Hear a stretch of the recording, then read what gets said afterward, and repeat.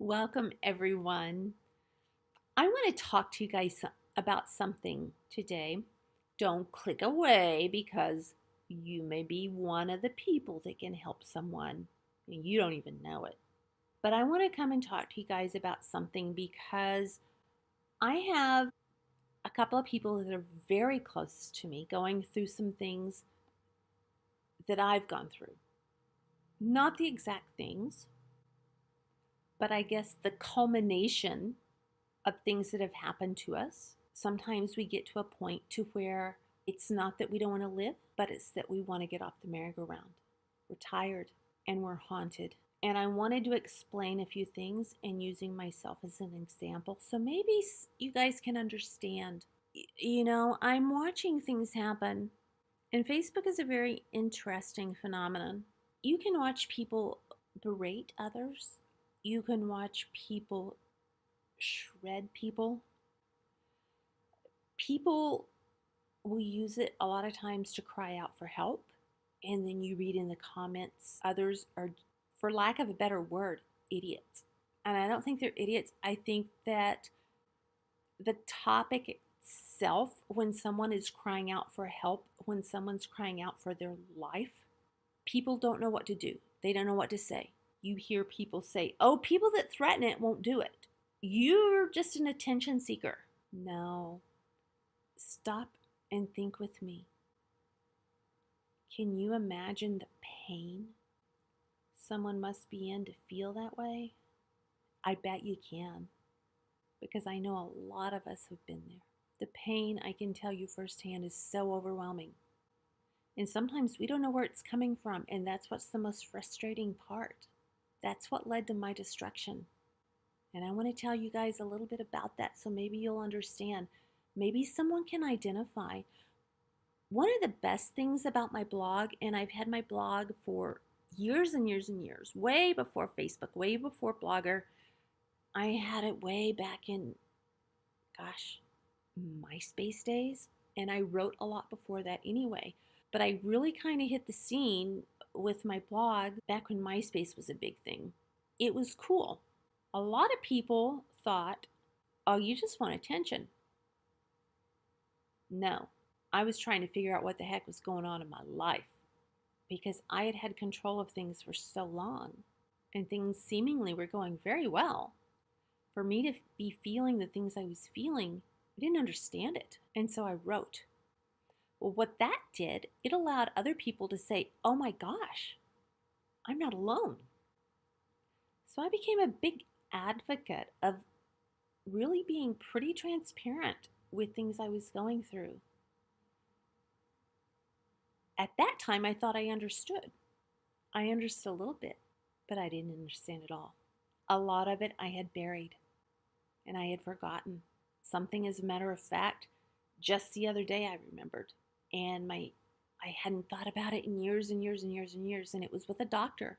My parents had a very hands-off parenting approach, which led, I can't speak for my siblings, but it created the perfect storm for me. In that, I mean, I was put in positions I should have never been put into. Things happened. To give you a little bit of an idea, one was with our family doctor. He's long since gone. I never told my parents. My parents were real hands off. We didn't talk. We didn't talk until we were older. I didn't tell my parents. And here's a doctor, and this thing has happened. Who do you tell? This is a person in authority, right? But with my kids, I made the conscious decision. I wanted to be very hands-on. Well, the pendulum sort of swang, and I was a little bit too hands-on. There were a lot of things that happened, and we had 8 kids. Many of them have special needs. I felt very guilty with my daughter for a lot of reasons. My oldest daughter, I felt very guilty about her birth defect. When I was pregnant with her, I had severe morning sickness. At that time, I lived in Nevada, and the doctor I was seeing put me on a medication. I believe it was called Bendictin or something of that sort. When I left the situation I was in, I found out I was pregnant with her and I took off because I would allow myself to be in a situation that I wasn't going to let my daughter be in. Well, I took off. Went back to my parents. And when I saw my doctor there, he said, "Oh my gosh, you cannot be on this. This causes birth defects." Guess what? My daughter has a birth defect. Not only the birth defects that this medication caused, she has them like 15 times over. I think her doctor said she was like 1 in 8 or 10 million that has this particular birth defect. Most children with this birth defect die before they're 3. I felt very guilty about that for a long time, even though I had no control over it. As a parent, you feel guilty. We're going to fast forward a little bit because there's so much that happened. And I didn't understand a lot of this because, like I said, I kept it in boxes. And I think that's kind of the way with a lot of people. Things happen to us and we block it off because it's just too painful to think of. Well, in our little town, we were pretty high profile because we had mega kids. Not only did we have mega kids, we had a multiracial family. I homeschooled my children. They were pretty well known. I would go someplace, "Oh, you're so-and-so's mom. Oh, you're so-and-so's mom." I kind of had to keep up appearances for a while, even though different things that were happening were killing me inside. My daughter was stalked. She experienced it one way. Everyone in the family experienced it a different way. I'm the mom. Moms don't let that happen to their children. Guilt. Not only was my daughter stalked, my children were terrorized. We didn't know. We found out. Then I had to stop my husband from shooting this person. We ended up in court, have a lifelong restraining order. Step 1. Then we walk into another situation. And you guys have to see this. If you're a parent, you kind of understand what I'm talking about because parents protect their kids. And you feel guilty for anything that goes wrong, whether you could have stopped it or not. We adopted a lot of kids. That had a lot of problems. I saw things with those children that I saw in myself. I saw things that had happened to those kids that had happened to me. And I didn't start remembering a lot of things until I saw what was going on and until I was in therapy with these kids. I was pretty much in the trenches. My husband went to work every day. I was home with the children. I wasn't going to send them to public school for various reasons. And I was home with my kids. So much went on. We had the stalking. We had a situation that was much, much worse. Something was revealed that had happened to one of my grandkids. I had a grandchild die, and I felt guilty about that because I knew within hours of his birth that there was a problem. And I felt, I guess I still feel pretty guilty about not forcing my daughter into getting him to the doctor sooner, but in reality, it wouldn't have made a difference. He was going to die. But as a mom, as a parent, you take on that guilt. So he died. She remarried, got pregnant again, had a very difficult pregnancy. We had another grandson. He was born 3 months early, and he was in the NICU. And if you haven't been in the NICU, pretty much you have to go on autopilot, especially if you're the mother of a child who has a child in the NICU who has already had a child die. You're on autopilot. You're trying to keep things controlled because you got to be there to support your kid. Unless you've been in the NICU and you've seen what happens in the NICU, you have no idea of the stress. Well, after he was born, my mother was killed. 2 weeks after he was born, my mother was killed. Talk about the shock of shocks. My best friend in the world was killed. My brothers and I jumped in to start helping my dad emotionally. He didn't need it physically, he needed it emotionally. His best friend had just been taken from him. We jumped in. We didn't have time to grieve for our mom. We had to take care of our dad. During that time, we've taken care of my dad. You know, I'm still dealing with foster kids and adoptive kids and kids with problems. I mean, one of my boys has bipolar autism and paranoid schizophrenia. I have kids with fetal alcohol effects. I have abused children. I have kids with learning difficulties. I have kids with birth defects. So there were a lot of things to take care of. And here I'm trying to take care of my dad. I haven't grieved for my mother. I have all these things going on. Then I was on my motorcycle, sitting in the middle of the road, enjoying the beauty. Traffic was stopped. I got hit. Concussion, messed up foot, totaled my bike. Little trauma there, you think? We go through that, get through that. My dad was found dead. When my dad died, it hit me that we hadn't grieved for my mother, or I hadn't. I can't speak for my brothers. I hadn't been able to grieve for my mom because I was taking care of my dad, and I was taking care of these kids. When my dad died, I fell apart. Then we had a granddaughter that was born 3 months early. We were told she was going to die. She kicked butt just like my grandson did. They're doing amazingly well. But that didn't stop the trauma or the trying to make sure everything worked. When you have so many kids, my kids range from 20 to 36. It's really hard to know when to stop parenting, especially when you have children that have special needs. I've realized this just recently. It's really hard to know when to stop and back up and say, you're on your own. I'm sorry. Or not really, I'm sorry, but you always want the best for your kids, and it's hard not to step in and say, cut that out, when really they need to learn on their own. So we had that going on. Got my hair done yesterday, and I'm pretty much loving it. And that was so off topic. So we have daughter stopped. Severe situation with my grandson. Another grandson died. A grandson born 3 months early. My mother was killed. I was in a motorcycle accident. Couldn't walk for 4 or 5 months. My father was found dead. Had another granddaughter born 3 months early. We were in the NICU again for 3 months. So I watched my daughter watch her child die. I watched her think 2 other babies were going to die. I watched her with her birth defects. Then my son, my oldest son, was the victim of a hit-and-run driver. But there were a lot of other things that went on, a lot of other things that happened that piled on. And I didn't realize the effect of all of this stuff until in 2008, everything pretty much came to a head, and that's when I fell. My husband and I were in Vegas at the Wynn Towers. We had a suite. We had a massive argument. It was our 20th anniversary. We had a massive argument, and I began to scratch at my arms. I didn't know why. I'd never done that before. Stepped that up a few months. We got a razor blades. And here I was pretty much chicken, okay? So I don't have scars like a lot of people do, and I didn't understand why it was happening. I do now.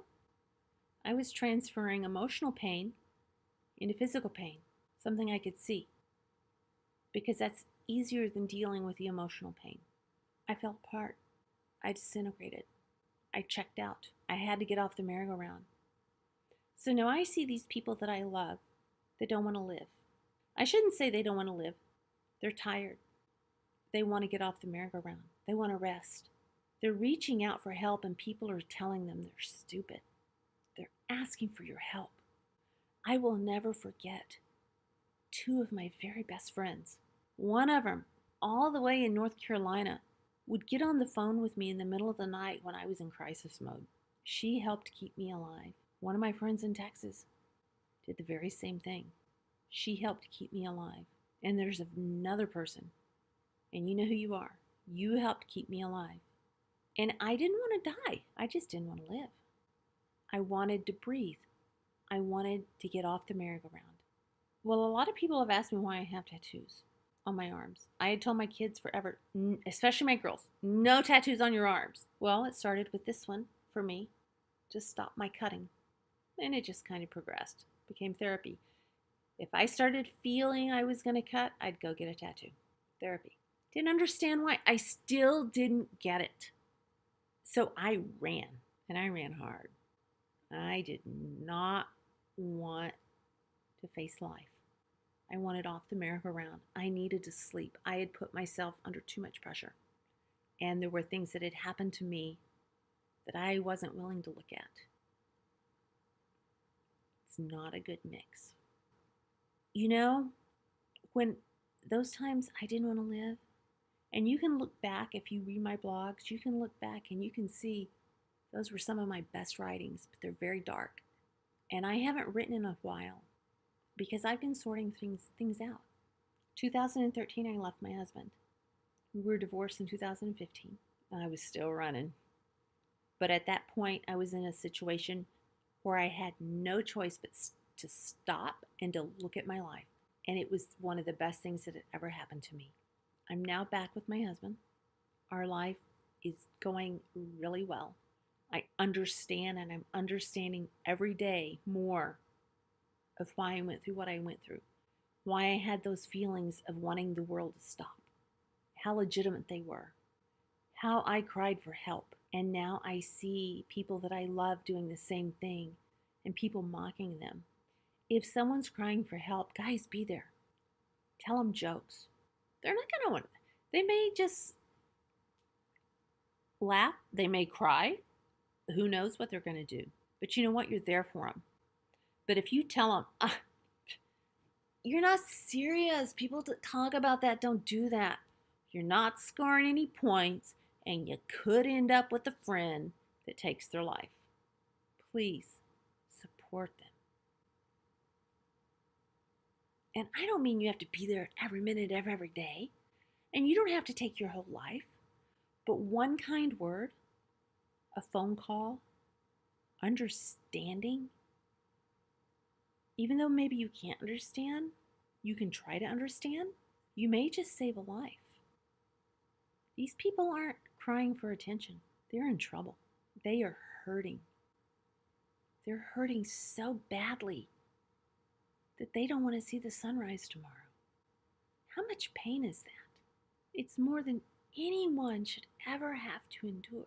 So before you judge someone, step back and realize, I bet you've got some things in your life too that you're not wanting to think about. And I bet you've had some times when you just want to get off the merry-go-round.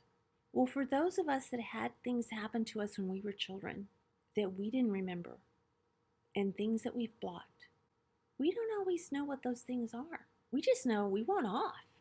We want off the merry-go-round. And then you end up getting misdiagnosed and on all these psychotropic drugs like I did, which made things a million times worse. But thankfully I had friends that reached out and they helped me. When other people just backed off, you really find out who your friends are. Be there for someone. If you know someone that is saying, I don't want to live, don't blow them off. Don't blow them off. They're asking for help. And if you can't help them, you can be kind. Don't mock them. Don't patronize them. Love them. And realize that you too are human. You don't know why they've made the mistakes or the seeming choices that they've made. They're not thinking correctly. They need love. They need compassion. They need understanding. I'm going out of my mind, figuratively, because there's nothing I can do to help these people I love so much, except it seems words aren't enough. But you know what? Words are. We found that out when our grandson died. People that we thought were really good friends of ours didn't come over anymore. People would avoid us. They couldn't say, I'm sorry, because they were too uncomfortable. Get over being uncomfortable. It's too easy to say, I'm sorry. It's too easy to say, I love you. It's too easy to be there for someone. I'm not saying 24/7, but let them know you're there. Let them know you care. I made it through alive by the grace of God. I am so happy with my life right now. It's calm. It's peaceful. But you know what? I did a lot of hard work. I opened up a lot of boxes. I did a lot of evaluation. I've been in a lot of therapy. Not only for me, but with my kids. So there's a lot of things that I'm understanding more and more each day. Believe me, if you have a friend or a loved one that doesn't want to live anymore, and you tell them they're attention seeking, or you tell them you don't really mean that, and they end up taking their life, how are you going to feel? Are you going to feel like they were attention seeking? Are you going to feel like they really didn't mean it? Are you going to feel the guilt that we all feel when there was something we could have done, but we chose not to because it was uncomfortable? Be uncomfortable. Be there for these people. This is hard. This is a hard time of year. But truth is, it goes on all the time. All the time. And be slow to judge. You don't know what's going on in someone's life. You may think you see the outside. You don't know what's behind the doors. You don't know what's behind the smile. You don't know what's behind the cut on the arm. You don't know. And you probably never will. You've just got to trust that that person you love is going through something so devastatingly horrible in their mind that they don't see that they have any other choice. They just want the pain to end. Be there for them, guys. Don't mock them. Love them. Pray for them. And realize that a lot of the decisions and choices they make in those times are not the choices and decisions that they would make under normal circumstances. Because when we're feeling that way, we're obviously not thinking correctly. We have so much going on. We're in the darkness. We can't see it. We're running for the light. We're running away from those things that are terrorizing us. But we don't know what they are. We're not thinking correct. We're not thinking correctly. Don't add to the burden. Don't be part of the problem. Be part of the solution. You guys can do it. You have it in you. And if any of you are watching that feel this way, that feel life is just not worth going on anymore, message me. Reach out to someone else. Know that you're not alone. I think that was one of the things that helped me the most, was to know I wasn't alone. And then when I had the courage to be still and to look at the things that were haunting me and say, oh, I messed up. Or how can I really hold myself responsible for something that I had no control over? Or realize that you were on autopilot. You were so busy taking care of everyone else, you didn't take care of yourself. And then you crashed and burned. Some of you guys know what I'm talking about. You're feeling this because you're there. You've been there. And know this. You have a record of making it 100% this far through everything you've gone through. Even though there are days you've made it by the skin of your teeth. You've made it. I told someone the other day that I love so much. There are times you can only make it minute to minute. You watch that clock. That minute goes by. You can make it another minute. If you can make it to 5 minutes, you can make it 5 more minutes. I was in that place where I was living second to second, minute to minute. I'm not anymore. I've been freed. I looked at the things that were demonizing me. And through the grace of God, I've been healed. Does that mean things aren't going to come up? No. It means I was given the gift to see.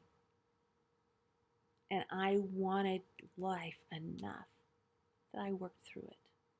Some people don't have that strength right now. Help them. Help them.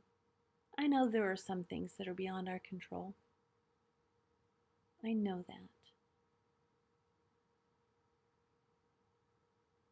But you know what? Don't be the person that mocks someone that's in so much pain. Try to be empathetic and realize how much pain you're in not to want to see another sunrise.